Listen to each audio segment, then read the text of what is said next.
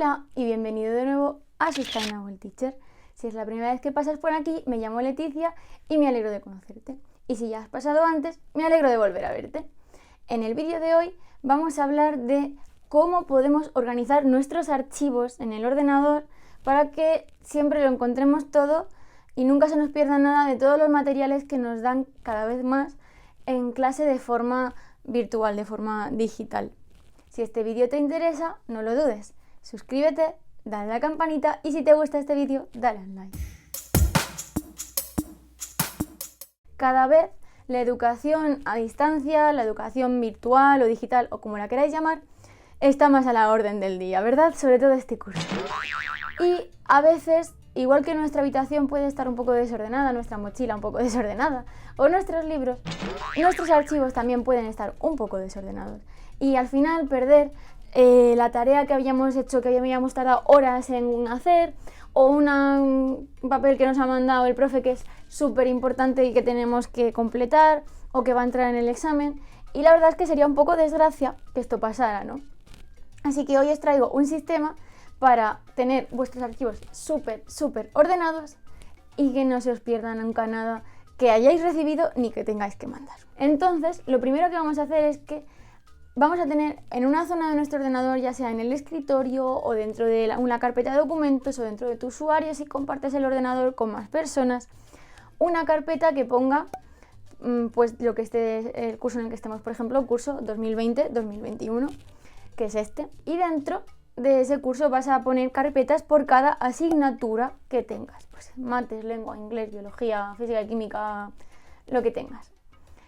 Y ahora, entonces, dentro de cada una de esas carpetas vas a ir almacenando los materiales de cada una de esas asignaturas que te estés descargando, los temas, los apuntes, fotos, esquemas, lo que sea. Mi recomendación es que cuando descargues directamente de tu Google Classroom, de tu aula virtual o del correo del profesor que sea que te haya mandado, en vez de tener la opción, ahora os pongo aquí cómo se hace, ¿vale? En la pantalla.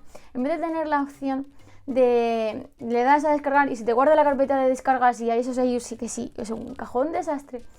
Mi recomendación es que directamente omitáis esa opción de guardar en descargas, sino que os pregunte siempre dónde guardar y entonces así después directamente selecciones tú la carpeta donde lo tienes que guardar que previamente has creado o bueno, puedes crear en ese mismo momento. Entonces, tú ya tienes todas tus carpetas por asignaturas y por curso. Si tienes más de unos estudios a la vez porque eres una persona fantástica y tienes conservatorio y instituto, por ejemplo, que puede pasar, y también tienes clases virtuales en el conservatorio, materiales virtuales digitales en el conservatorio, pues tendrías uno de instituto 2020-2021 y conservatorio 2020-2021. Luego ya dentro de cada una de ellas, pues las carpetas por asignatura, ¿no? Dentro de esas carpetas, ya sea de la materia que sea, de la asignatura que sea, hay que hacer carpetas, yo hago otra vez, ¿vale? Son muchas carpetas todo el rato, pero bueno, por temas. Tema 1, tema 2, tema 3, tema 4, tema 5. Y ahora, entonces, si tú te descargas algo que es del tema 5, pues directamente lo guardas en la carpeta del tema 5. Si es del tema 2, pues el tema 2, del tema que sea.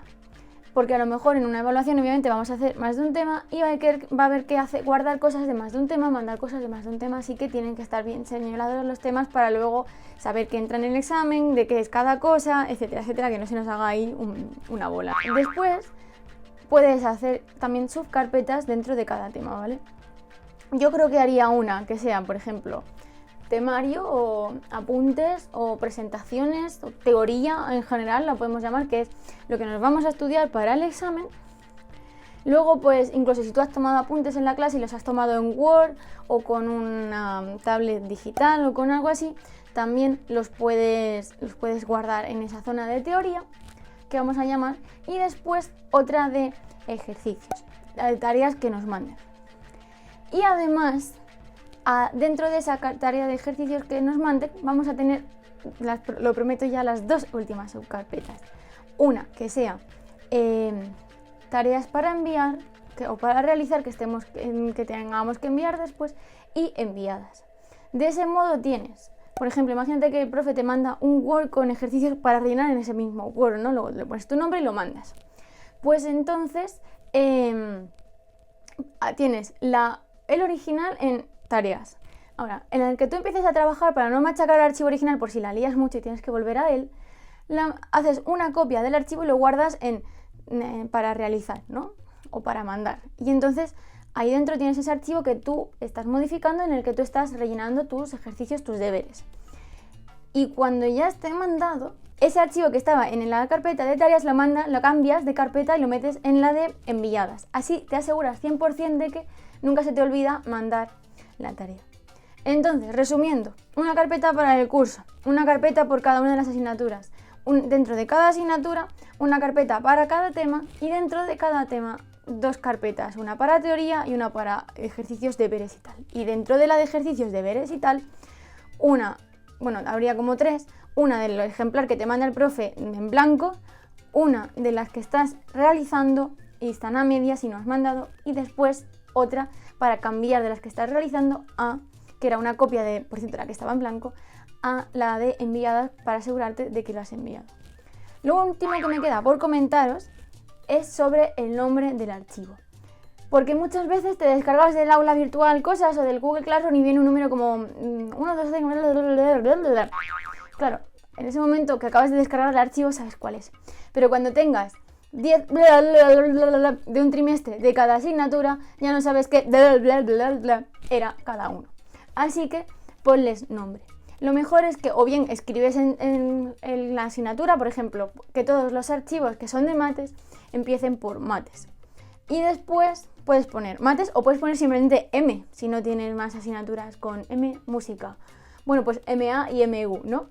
Y entonces pones mates, dejas un espacio, o si eres de los de guión bajo, pues pones un guión bajo. Yo soy de guión bajo normalmente. Y después pones el tema, ¿vale? Entonces, mates, tema 1. Y ahora, pues si es los apuntes, pues pones apuntes. Si es la presentación, pones presentación. Si es teoría que te ha dado el profe, pues teoría. Y pon siempre las mismas palabras. Es decir, siempre pon mates, siempre pon tema 1 y siempre pon, pues, presentación, apuntes, teoría, ficha, lo que sea.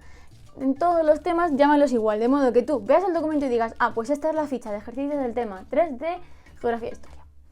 Y así nunca incluso si se desbaratasen las carpetas, ese archivo que te estás descargando, que además cuando te pregunta, porque hemos quitado lo de descargar automáticamente, cuando te pregunta dónde lo quieres guardar, puedes cambiar el título en ese momento, y ese es el momento de ponerle el nombre. Tienes los nombres siempre todos iguales, todos en serie, y así no se te pierde nada. Espero que estos trucos os sean útiles, que los aprovechéis y que así nunca más se os pierda un archivo, ni mandéis un archivo que no es al profe que no es, o que lo hagáis. Incluso podéis poner fecha de entrega, podéis poner lo que queráis, ya esto es muy amplio, ¿no? Y que nunca entonces así tengáis o entreguéis un archivo nunca más tarde. Y hasta aquí el vídeo de hoy. Si te ha gustado, déjame en comentarios cuál es el truco que más te ha gustado, el consejo que más te ha gustado, si tú ya lo hacías, si no, si tienes un sistema diferente. Cualquier cosa que quieras me lo dejas en los comentarios. Y por supuesto, nos vemos pronto.